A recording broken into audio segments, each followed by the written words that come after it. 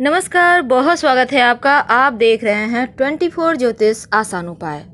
शरद पूर्णिमा आश्विन माह के शुक्ल पक्ष की पूर्णिमा को कहते हैं और इस बार जिसको हम वैसे कोजागरी पूर्णिमा भी शरद पूर्णिमा को कहते हैं, इस दिन भगवान विष्णु माँ लक्ष्मी की आराधना होती है और इस बार ये 30 अक्टूबर 2020 को मनाई जाएगी, क्योंकि रात का समय 30 अक्टूबर को ही पड़ रहा है।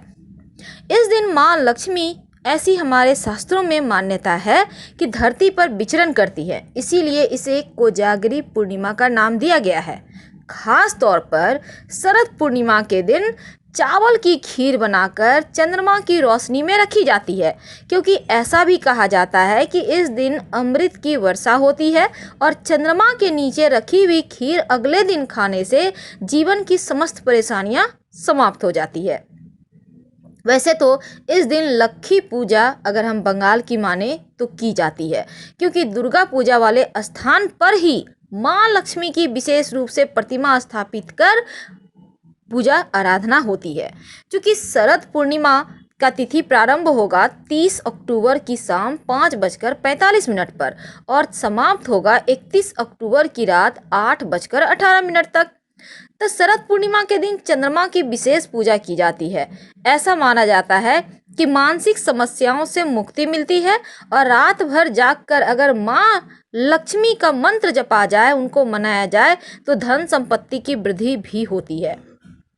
तो शरद पूर्णिमा के दिन विशेष तौर पर खीर खाने का विधान है, तो आप बनाइए, पूरे परिवार के साथ अगले दिन खाइएगा। ज़्यादा देर आप नहीं रख सकते हैं खुले जगह में, कोई बात नहीं, 2 मिनट अपने हाथ में खीर का कटोरा लेके रहिए और जैसे कि चंद्रमा की रोशनी उस खीर पर पड़े। ऐसा भी माना जाता है कि शरद पूर्णिमा जो आश्विन मास की पूर्णिमा है, मान्यता है कि रात में ऐरावत पर बैठकर देवराज इंद्र महालक्ष्मी के साथ धरती पर आते हैं और पूछते हैं कि कौन जाग रहा है। जो जाग रहा होता है और उसका स्मरण कर रहा होता है माँ लक्ष्मी का, तो माँ लक्ष्मी और इंद्र की कृपा से धन धान्य की वृद्धि होती है। वैसे तो भगवान श्री कृष्ण राधा के साथ समस्त प्राणियों को शरद पूर्णिमा का बेसब्री से इंतजार होता है। ऐसा माना जाता है कि इस दिन भगवान श्री कृष्ण रास रचाते हैं।